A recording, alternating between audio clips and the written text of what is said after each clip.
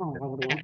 Good morning, everyone. I just want to start by saying that the Town of Nantucket Committees follows Robert's Rule of Order to govern its meetings as per the Town Code Charter.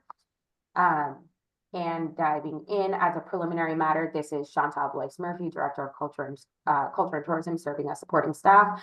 Permit me to confirm that all members and persons anticipated on the agenda are present and can hear me. Members, when I call your name, please respond in the affirmative. Mary Malaves. Here. Liz Holland. Here. Garrison Beal. Here. Peter Morrison. Here. Matt Peel, just in time. Here. Perfect, thank you. Staff, when I call your name, please respond in the affirmative. David Sharp. Here. And Chantal Blois-Murphy is also here. And anticipated speakers on the agenda, please confirm, please respond in the affirmative.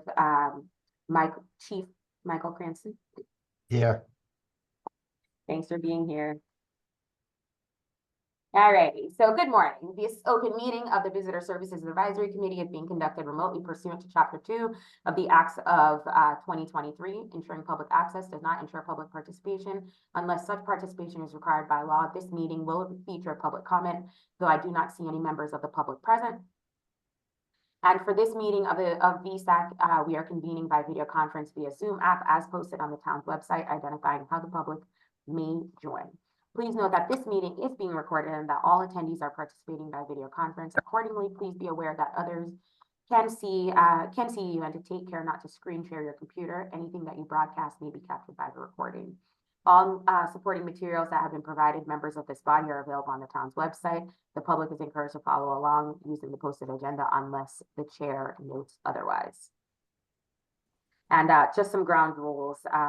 We're going to turn to the first item on the agenda. Before we do so, please keep in mind that the chair will introduce each speaker on the agenda. After they conclude their remarks, the chair will go down the line of members, inviting each by name to provide by comment, questions, or motions. Please hold until your name is called. Further, please remember to mute your phone or computer when you are not speaking. Please remember to speak clearly and in a way that helps generate accurate minutes. And for any response, please wait until the chair yields the floor to you and state your name before speaking. If members wish to engage in conversation with other members, please do so through the chair, taking care to identify yourself.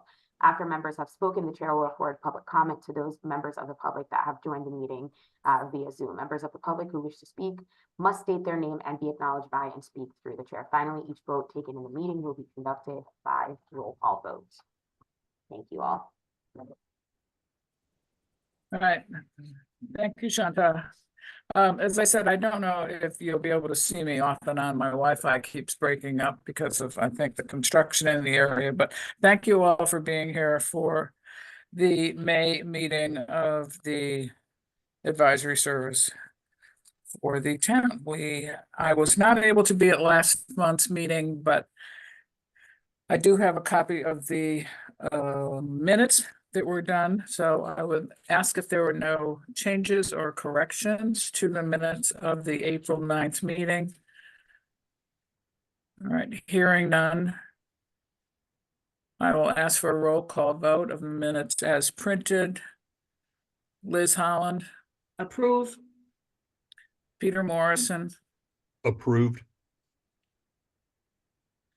Garrison Beal. Approved. Matt Peel. Approved. And I will abstain since I was not here, and happily, thank you, Matt, our vice chair took over that meeting for me. I almost wasn't here today because I was scheduled for jury duty, which I was not needed this morning. So thank you all. Moving on to the next item on the agenda. Welcome, Chief. We are so happy that you can take time out of your busy May schedule, and we all know how busy we're starting to get in the next month or so for sure as we gear up, but especially this weekend, there's a lot of town activities going on. So thank you. We are here to support you in any way that you need for your firefighters, CMTs, and to open up any communication of how we might help you with the summer season coming forward and dealing with the challenges that we all have as we look forward to hopefully another successful year. So thank you, Michael, for being here. Thank you. Thank you for having me. So good morning, everyone. I just wanted to say that I'm really happy to be here. I appreciate Chantal for tracking me down at town meeting and asking me to be here. I always enjoy the opportunity to just sort of talk to different boards and committees and citizens and visitors to the island and just go over sort of, you know, who I am and what we do here at the fire department as far as how we're set up, what we have for apparatus, what our needs are, and sort of what our long-term goals are. Before I get into that, I will say that I've noticed, like, in the last 10 days, the island is really starting to take off again. So I know, like, I'm the newbie here, so that's old news to you folks, but it's like clockwork, you know. As soon as Daffodil Days seem to be over, it's every day it's like exponentially more people on the island. So that's both good and bad from my perspective. Certainly it's a great place to be, and we, you know, enjoy having people here on the island, but at the same time it presents some challenges with us, sort of just your basic logistical, trying to get from point A to point B in a timely manner. But also it just increases the odds that somebody's gonna, you know, have a bad day, and hopefully we can be here to help them get through that day as least painfully as possible. So with that being said, my name's Mike Cranston. I'm the fire chief. I've been here since October 1st of 22. Time's flying. But I love it here. It's beautiful here. The people are great. I feel really privileged to be part of this community and part of the fire department. The fire department, so on the fire department, we have, and I'll just, if anyone has any questions or needs clarification on what I'm talking about, sometimes I start talking quickly and maybe using jargon, please stop me and ask me to clarify what it is that I'm talking about. But the fire department, just the overall structure of the fire department is set up with the fire chief. We have 2 deputy fire chiefs. We have 2 office administrators. We have 2 fire prevention officers. And then we have 4 shifts of firefighters.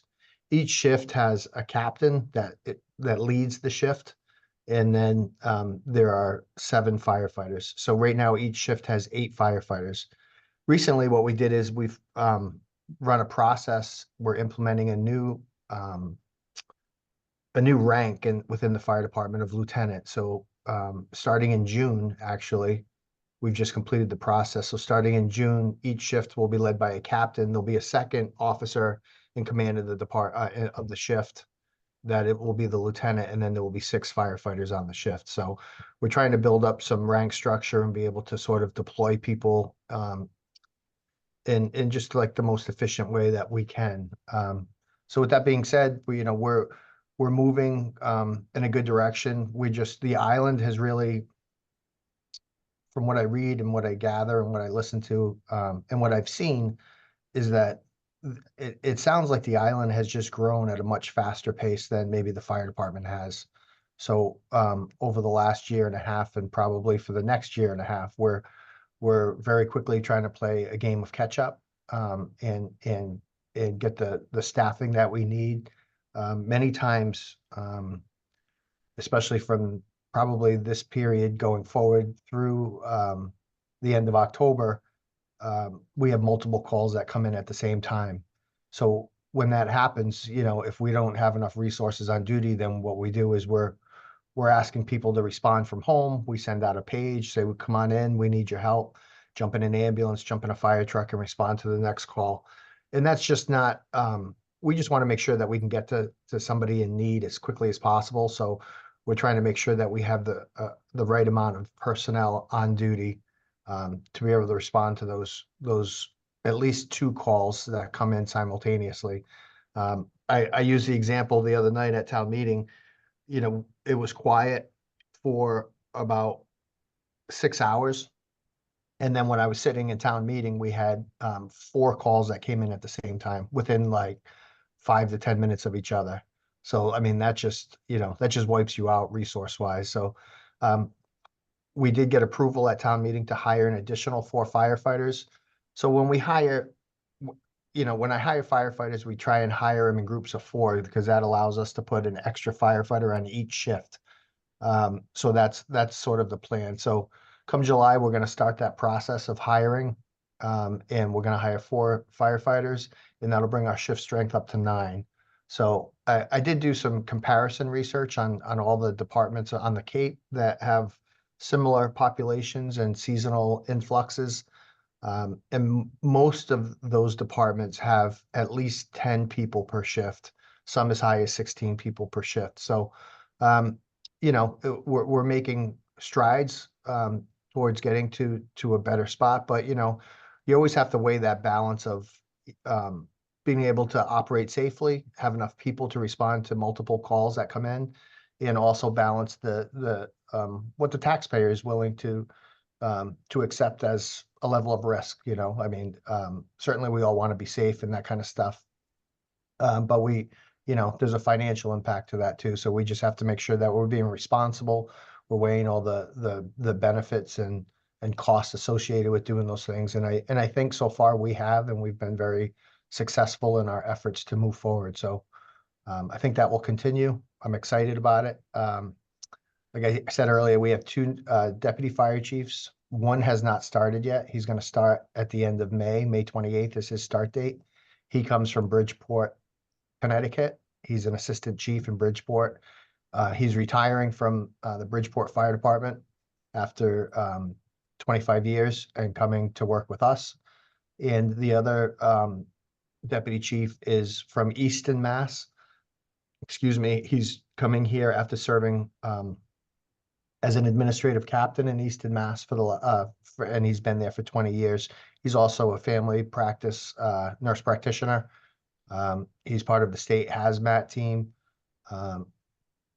And he's got a lot of qualifications that are really going to help us as a department improve our EMS levels as far as what we can actually do for the patients and people that we respond to, and also really look at the billing side of how we're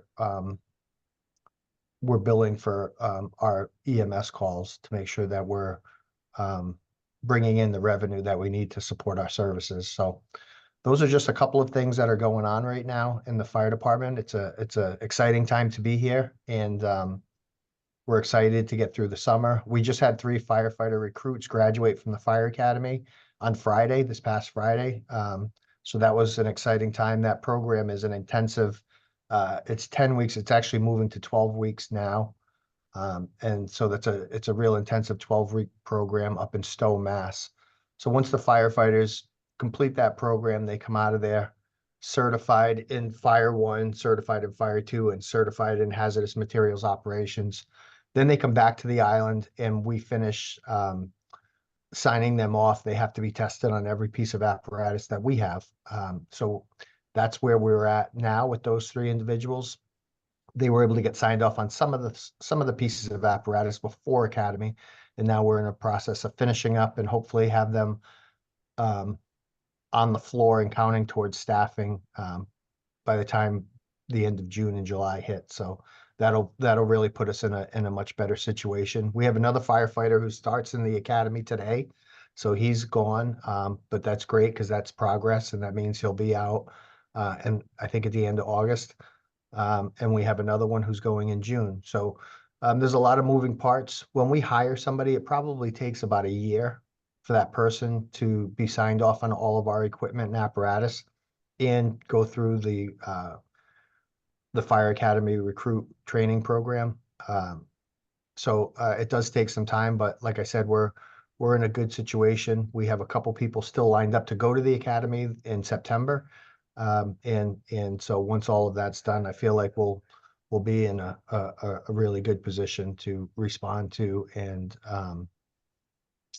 be able to perform a lot more things than we can right now in the event of an emergency. So it's a good time. It's a good place to be. We're excited about it, and we appreciate the support that The community has given the fire department, certainly, before I got here and since I've been here, the amount of support from all the different committees in town and the citizens in general, has been overwhelming. And I think that shows in the last town meeting, with the financial support, but also the people who just stop you on the street and just say, hey, thanks for what you guys do. You guys are the best. And you girls are the best. I will note that we have 2 female firefighters and they are like legit rock stars. So we're really proud and happy to have them too. If anyone has any questions, I'm happy to answer any questions that you may have. Yeah, Chief, I have a question to start off. When someone comes, and I know it takes about a year to get them trained and up to speed, obviously we fund the academy expense, I'm assuming, for the employee. Is there a commitment that they stay with the department for a certain time frame? Just So- curious. Presently, there isn't. Well, I shouldn't say presently there isn't. As of last July, there wasn't. But what we do for, first of all, let me say the academy itself is free. Oh, So we good. don't pay for the academy. What we end up paying for is lodging. Because, because of the logistics of where we are, we have to rent a place for our people to stay for the 10 weeks. So there is a cost associated with that. And in the last collective bargaining agreement that we signed with the firefighters union in July, we did put in language to state, and it mirrors what's in the collective bargaining agreement with the police department, is if they leave within a certain amount of time, then they are required to pay back the costs associated with going to the academy. I know I haven't been here that long, but in the time I've been here, we have hired probably between 10 and 15 people, and we've only lost one to another department. So knock on wood, that I think we're fortunate in the sense, like, we haven't experienced, at least recently in the time I've been here, people leaving to go to other departments. So I'm hopeful that continues. And this is a pretty great place to be. So I'd be surprised if people left for any reason other than housing. No, but I think your strategy and planning for retirement and succession is important, because we all know things can change and you have to have people in the pipeline, and hopefully the housing situation, will make people able to stay as well. So that's always a challenge for any employer. But I thank you for being here and bringing us up to date. I know I've always appreciated any time I've needed assistance that everyone was there immediately. So thank you for that. Anyone from the committee have any questions for the chief? Matt, go ahead. Thank you, Mary. Hey, Michael, nice to meet you. Nice to meet you too. I'm still exhausted from town meeting, so I imagine you are as well. So how is the volunteer program going? Because that always seems like that would be a good kind of platform as well. And it's something I've always considered too. And I don't really know anything about it. I got a couple of friends that are firefighters. Nate Barber, he's great. And I think we're all lucky to have him here. Yeah, absolutely. And but yeah, the volunteer side, because that seems like that'd be a good, especially with our seasonal nature too, and a lot of people that really slow down or don't work. Maybe they could move into part-time or something, but I don't know. I don't know anything about the volunteer program. No, I appreciate you bringing that up, Matt. That's a really good point. And that's something that we've done over the last couple of years. There's always been sort of a core group of, they're volunteers, but we call them call firefighters. When they actually respond to a call, they do get paid a very small hourly rate, for responding to the call. But over the last year and a half, what we've done is we really opened up that program and tried to sort of revamp it and refresh it. So we've hired probably about 15 call firefighters in the last year.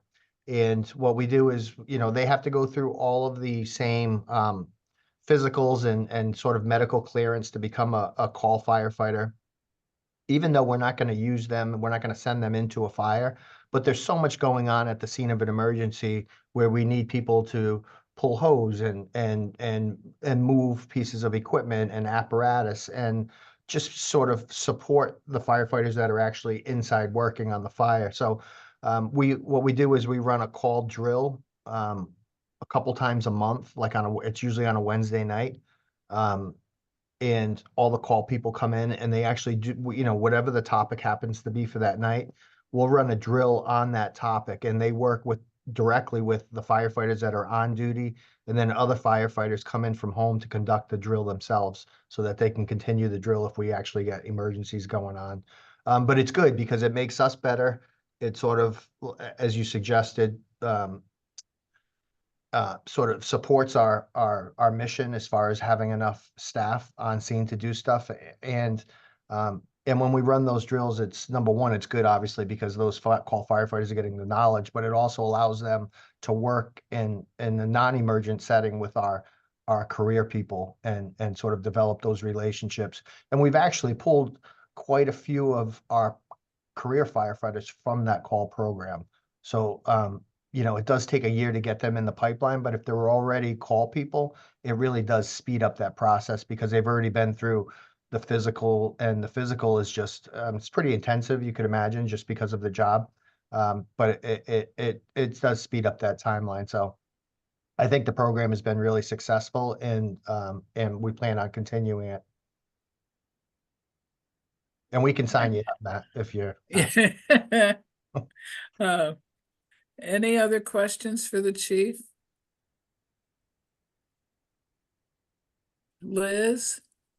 Michael, thank you for coming and speaking with us. It's very interesting to hear about that aspect because we're so busy in our individual lives that we don't actually understand, how your whole system works. So that this is really awesome. And Matt, thanks for bringing up the volunteers. I was going to ask about that. But I was wondering about how with the EMTs, the mental health aspect is being handled these days. Is there any specific training, or, I think it finally has been realized that that definitely does play a part in some of the calls, probably that maybe in support of the police department or something, but I just wanted to ask about that. Yeah, so thank you. That is it's certainly a big topic in our business. We deal with people every day who are probably having the worst day of their lives. So that does take a toll. You get to see things that hopefully nobody else has to see. And those things do stay with you. But, fortunately, we've had a tremendous amount of support from the community, and we've been working very closely over the last year with the police department and Fairwinds in particular. So we talk about the different things that come up. If we recently held a training here at the department and went over, and it was only for first responders. So it was for police, it was for fire, and it was for dispatch. And it was an all-day training. It was actually like a 4-hour training, but we did it twice so that people could come to either session. And it was really important. And part of that training, we actually also had clinicians. They had clinicians on scene. They had therapy animals on scene. So it's important, at least, even if somebody doesn't want to talk to somebody at one of those trainings, it definitely sort of lowers the stigma associated with mental health, and lets us know that we're all human at the end of the day, and we all need to lean on each other. So I think that's good. I think that's something that we need to continue to do forever in order to make sure that we're okay. You're only as good as you are taking care of yourself. It's hard to perform your job well if you're not well. So yeah, that's a good point. I appreciate you bringing it up, but it is something we're aware of, and we're trying to address it head on. All right. Thank you, Chief. Peter, did you have a question? Yeah, Chief, I'm Peter Morrison, and also co-president of the Nantucket Civic League. I have two close relatives who are firefighter EMTs, not in Nantucket. And I'm also the person who's been interfacing over the years between NFD and the Worcester Polytechnic Institute and its student teams, who over the years have done some studies for the fire department and have really, I think, made some important contributions, filling in things where you need some analytic horsepower, but it's for embryonic ideas, not immediate things you have to do. What I was curious about is you've had some outstanding success, as far as I can tell, in recruiting new firefighters, and I gather that the new ones that have just come out of the academy are all Nantucket natives. They live here. And also you say you've got 15 call firefighters who you've signed on. What I'm wondering is what are the common denominators among the people who say that they can become firefighters on Nantucket? Because there must be something that makes it possible for them. And I'm wondering in particular about the 15 call firefighters. Is there any common denominator, like, they already have housing, or they have jobs that they can, agree to leave on short notice, that type of thing? Yeah, I mean, some of those people, Peter, and thanks for the question. Some of those people work for the town already. So we have a couple of call firefighters that work in other departments, and certainly they can't drop everything for, one call. But if we have something significant, the reality is when we have something significant, we're calling other departments in town for help. So having people that are trained a little bit in the fire service who also work for another town department has been really beneficial for us. So that's part of it. The other part of it is what we sort of touched on earlier, where we have some people that are professional firefighters in other parts of the country, but they're here all summer. So they've stopped in and they said, hey, can we apply? So we're here from, June through September, and we're on the island, and we'd love to just help if we can with something. So we've tried to take advantage of those things as well. Though that's really the common denominator. Oh, and the other people are people that just live here and work here. They see what we do all the time. They see the trucks around, they see the men and women around. And ultimately, I think it's because overall people here are really good and they want to be helpful and take care of each other. And so I think that is, that's really been the biggest part of it from my perspective. So you're saying my nephew, who's a firefighter in another Massachusetts town, when he's here visiting us for 2 weeks, you'd like him to say hello to you and say I'm here? I would love that. I mean, we would still have to send him through like the Yeah. physicals and stuff to make sure that Yeah. everything's okay from a liability perspective, but we would welcome him and appreciate that. That's really interesting. That's a whole new kind of introduction to how you attract and retain firefighters on an island like Nantucket, where there's so many things going against it, but the people who do apply are so committed to it. That's really interesting to hear. One other question I had was, in thinking about all the projects that the Worcester Polytech students might do for the fire department, it occurred to me that when you were mentioning the volunteer program, that we've been at least I've been sort of thinking about the notion of an expanded volunteer program that would apply specifically to the brush fire threat, which I know is it's a really tough thing to deal with, and it depends on the weather. And the notion is that the Civic League has 25 neighborhood associations. We have eyes all over the island where there are dwelling units, and in those areas that are perhaps at highest risk under certain climatic circumstances, when there's wind and there's a high risk of brush fire, I wonder if it makes any sense for the Civic League to try to alert those homeowners and say, we need you to be looking out the window once in a while, and if you see any smoke, here's a protocol for what you should do immediately. Yeah, I mean, I think that would obviously be a great idea. But I would go even beyond that as far as having these organizations be more trying to stop something from happening to start with. Right. So like last year, we were able to adopt as a community, as a town, the community wildfire preparedness plan. with the help of the Department of Conservation and Recreation, which is the state organization that manages the state forest here. And they've done a lot of legwork on coming over and meeting with associations throughout the town in Mattakit and Tuckernuck, and I believe in other parts of the island as well. And part of that plan, in that plan, the island is broken up into several different designations based on geographic location. And each one of those breakdowns, it tells you exactly what that area could be doing to minimize their risk of a brush fire, of a wildland interface fire, especially when you get over into like the areas near Tom Nevers, areas where there's not like a clear line of demarcation between brush and residences. So my recommendation would be to look at the plan, come up with individual plans. There's grant opportunities available to get funding to, it's things like mowing back stuff and Yeah. doing cleanup of different areas. Each individual homeowner can do stuff on their own property to make it safer. They call it in the plan, I believe, like hardening of your property, to make it more resilient and less likely to experience a loss from a brush fire.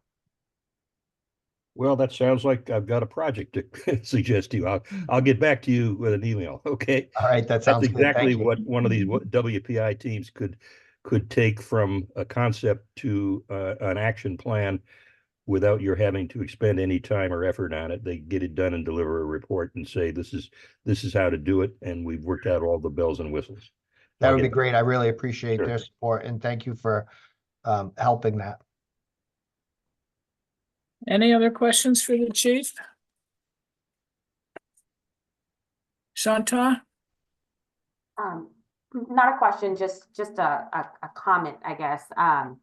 Just in the hiring, the most recent hiring that I've seen happen over at the fire department, I'll admit many of them were friends, are friends, and I'm just so excited to see a bunch of local kids interested in moving back to the island, taking jobs on the island, and working for the town as a whole. And hearing how excited they are to be at the fire department has been very inspiring. I've been seeing a lot of them popping into the shop over the last few weekends, talking about how far they are in the academy and finding out that they've graduated. And it's really refreshing to see that kind of new life coming into the fire department. So congratulations on the work that you and your team have been doing. It definitely shows. Thanks, Chantal. It's exciting for us too. Yeah. Chief, I just have one comment that I'm glad to see the volunteer program and the call firefighter program being sort of reactivated. A lot of us that have been here a number of years remember when those call firefighters were the ones that we relied on when the population was not as large as it is now. Having a family member that was a call firefighter for a number of years. So I thank you for continuing that. And I love to see what Chantal just said about the people coming back to work here. That builds a community. So Absolutely. thank you. Thank you for your efforts. Any other questions? Chief, you're more than welcome to stay on for the rest of our meeting, but I know you probably have a full schedule considering it's May. But I appreciate you spending the time to come see us this morning. Please reach out to Chantal, David, or any of us if there's anything in the future that we can help you with. And thank you for all your good work. All right. Well, thank you all very much. I really appreciate the time and I look forward to seeing you in the community. Thanks, Chief. Okay, moving right along. Next item on the agenda, Director's Report. Chantal? Again, everyone, okay, it's a full one, so bear with me. I'm gonna have your attention for a little while. So I wasn't able to meet with you all at your last meeting because I was part of a conversation with some high school students. I do have the DAPI numbers here. I pulled the numbers from Thursday to Sunday, so that's the 26th to the 30th. So over that period, we had 15,200 unique visitors to the island. Most of them were here for the full weekend of festivities. of course, naturally, Saturday was the big day of travelers where we had 12,000, sorry. We had 12,000 folks, I'm sorry, we had 3,000 folks come over, on Saturday alone, for Daffy. We saw 120% increase, from 2023. 306.9% increase from 2022 and 266.1% increase from 2021. With the median age being about 51 years old. So I think that has a lot to do with how subdued the crowd was. It wasn't our, our Memorial Weekend travelers. And it showed a household income of a median income of about 150,000. Majority of folks arrived on the island via the High Line and the steamship, with the White Elephant being the top accommodations location. For the overall month of April, my screen, sorry, technology. There we go. For the month of April, we saw 29.3 thousand unique visitors. That, of course, doesn't include, our folks who come over, our workers or short-term workers, people who come over for like 2 or 3 days for a contract. I pulled just the unique folks coming to the island. That showed 14.4% increase from 2023, 12.6% increase from 2022, and a 4.3% increase from 2021. And 25% of those folks flew into the island, with the remainder coming in via the High Line and the steamship, almost split down the middle, with the High Line being the most popular. And the busiest days of the week, we saw people are now staying a little bit longer. So that's staying Friday to Tuesday. And our day trippers, of course, now I'm seeing that they're spending longer days on the island, which is really nice. So the influx is at 9 a.m. with them leaving around 6. And I think that has a lot to do with now the steamship fast ferry now going and giving them a few more options for ways on and off the island. So that's our visitors to the island. We've had a lot of, as you can imagine, March, April, and May, and June, July, August, September, October, the whole year. But really, March, April, and May are very busy at culture and tourism. So it's kind of a grant frenzy over here. So we just closed our Nantucket Cultural District grant cycle, where we were fortunate to award $30,000 to 11 local cultural organizations and artists for programs that they're planning really throughout the peak season this year. We also are fortunate to have received yesterday, actually, so this is hot off the presses, I haven't even written the press release yet, so you're the first to hear it, $78,000 from Remain Nantucket to support our Nantucket Cultural District organizations and our local partners as they're planning programs, and for the programs that we have scheduled for this upcoming season, and mostly focused on the off season to give our local population some reasons to get outside and mix and mingle and interact with each other at times when we would prefer to be inside. So our building repair bid is out. Yay, finally. That took a lot longer than I thought. I think it's about 14 months of you guys hearing me talk about this. It's finally out.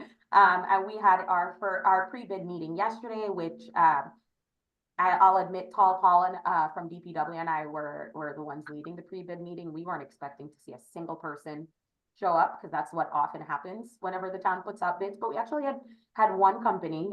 They are from off island. I forget exactly which town off island. I'll admit I was disappointed to not see any local contractors come to the pre-bid meeting. I hope that they will submit a bid for it. But we often hear that, the town hires folks from off island, but when we put bids out, local companies don't apply for it. So it's unfortunate.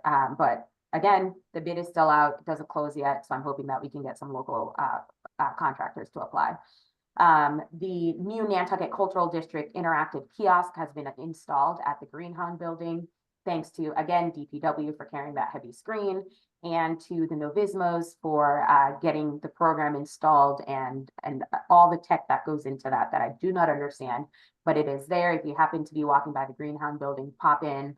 It's a fantastic interactive calendar that tells you all of the activities that our local nonprofits and organizations have going on. So it's really a full calendar of events.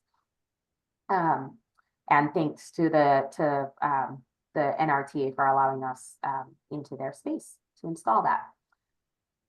We have partnered with the Nantucket Historical Association, the Museum of African American History, and the Nantucket Public Schools on a honorary diploma for Eunice Ross. So that will be presented this year at this year's graduation, and we're engaging in a conversation with the high school seniors next week to discuss the impact, intention, and importance of this momentous feat, to say the least. We've also partnered with the Nantucket Historical Association and the Museum of African American History, again, on our Juneteenth activities. And every year I feel like it just gets bigger and bigger and bigger and better. So this year we are hosting a block party on York Street. Gary over at NERDA has been kind enough to reroute the buses for us. So we can have York Street for a few hours. And police and fire are working with us on just our public safety plan in the event that anything were to happen, so that we can work on a press release to put out to the community about that. And then naturally 4th of July, which is coming, 2, maybe 3 weeks after that, luckily has been planned since February. So we're just waiting for David's map, waiting for confirmation on which food trucks will be there, and then we are ready to go. So, whew, and that's culture and tourism in the last 2 months. You've been very busy, as I would expect, now that it's May and leading up to it. So I appreciate that, and I can't wait to go see the Don't installation forget her at Greyhound. passports too.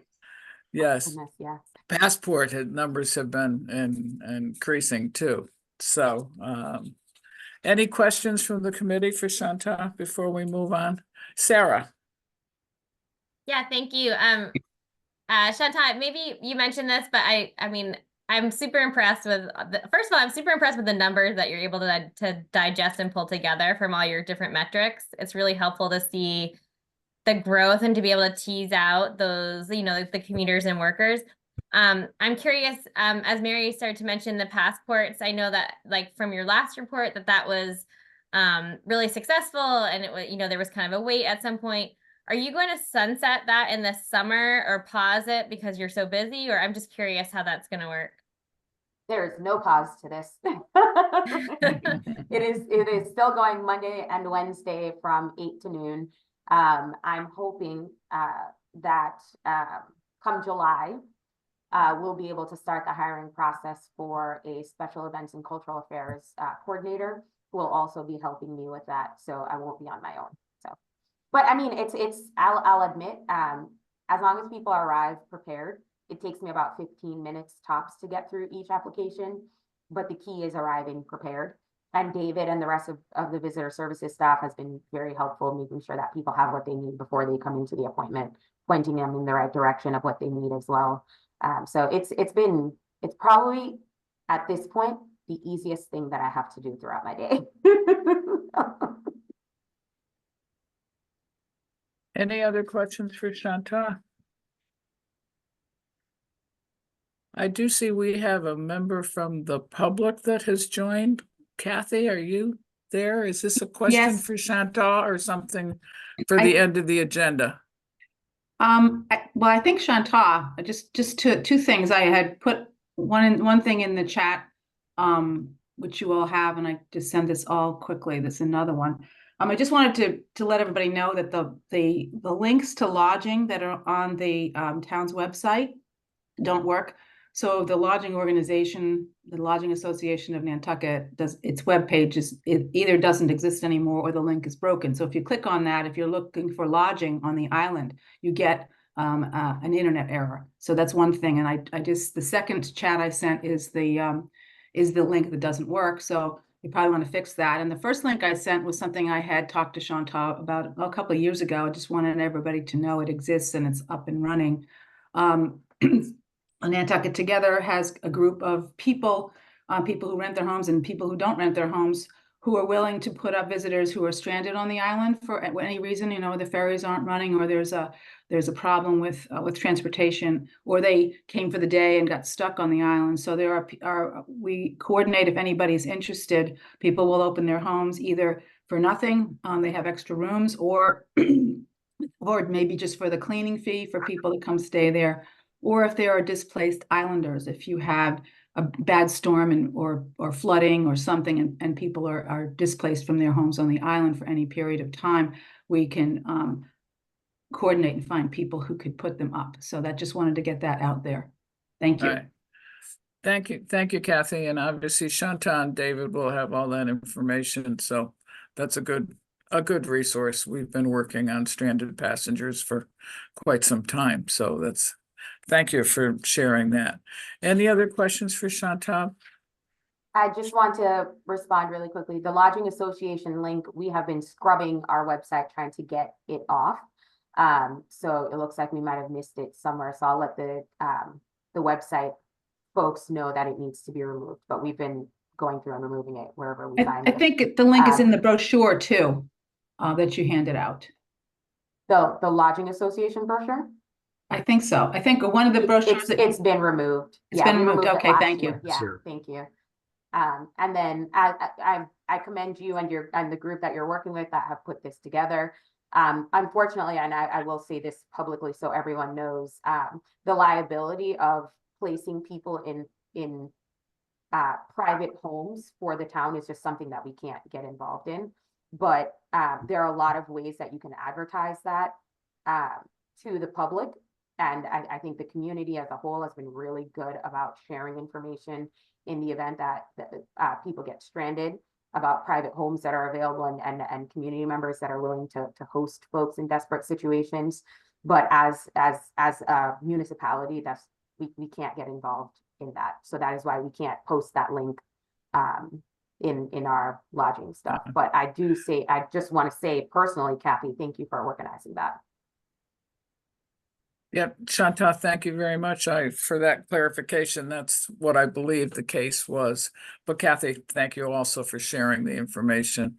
We as, town residents can have that information as needed. We just can't put it on the town website. Any other questions for Shanta? Okay, next item on the agenda is David's report. I'm sorry, Madam Chair, Peter Morrison, if you don't mind, pardon my Oh, interruption. He has his hand sorry, up. Peter. I didn't see your hand That's up. okay. Thank you. That's Peter, okay. go I ahead. just was gonna ask Kathy Baird if she would send me the information on the stranded passengers approach that she's using with Nantucket Together, because we'd certainly like to, at least I personally would like to bring it up with the Civic League Board and see if we want to at least spread the word among our 2,000 plus members that, if you want to join in this thing, here's how. I think that we probably could come up with, some people who might want to sign on and get the word out, more generally. So just email it to Peter Morrison at me.com. Okay, it's also in the chat, but I'll mail it to you separately. It's a link. You can go Thanks. find it. All right, thank you. Thank you, Peter. Thank you, Kathy. All right, next item. David, Visitor Okay. Services Report. We got your statistics for April as part of our agenda. Yes, and it's pretty much, the numbers pretty much speak for themselves. Still a strong April. Daffodil has come and gone, and we had a great weekend with that. And so, I really don't have anything else on that unless anybody has any questions about those stats. But in general, we're gearing up for the summer. Staff is coming back, and we're also going to do a job fair today at the high school. And by June we'll be up and running. Having full staff on by mid-June. So, and by Memorial Weekend we'll be open 7 days a week. So that's all I have. Perfect. Thank you. Any other comments from the committee before we adjourn? I'm just looking at the calendar. The meeting for next month should be Tuesday, June 11 at the normal 8 a.m. Zoom. We will have gotten through a holiday weekend, wine festival, and we're looking forward to book and film and warmer weather. So I appreciate all the efforts. On a little side note about Daffodil, I will tell you that Saturday afternoon between 2 and 5, we had over 600 people come through the flower show, which was a wonderful number for us, considering we were not in town out at Bartlett Farm, although the garden club provides transportation. And Sunday we had additional people, obviously from 10 to 3 in the afternoon. So we had over 1,300 people that came to the flower show. So it was a wonderful event and the weather cooperated. So that's my just personal note on April. Any other questions? Comments? I got a Matt? quick one. Yeah. Just for Chantal, have you met with the community service officers yet? Not yet, not yet. They haven't started their training, but they usually, Sergeant Rocket is who coordinates that. And he usually reaches out. We did talk, I believe, last month about it, and he will be reaching out when it's time. Okay. Anything else?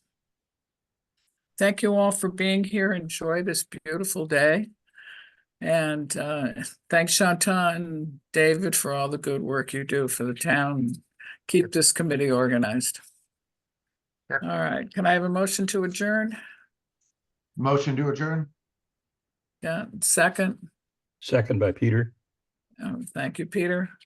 I don't think I need to do a roll call on that, but thank you all. We'll see you next month. Thank you. Bye, everyone.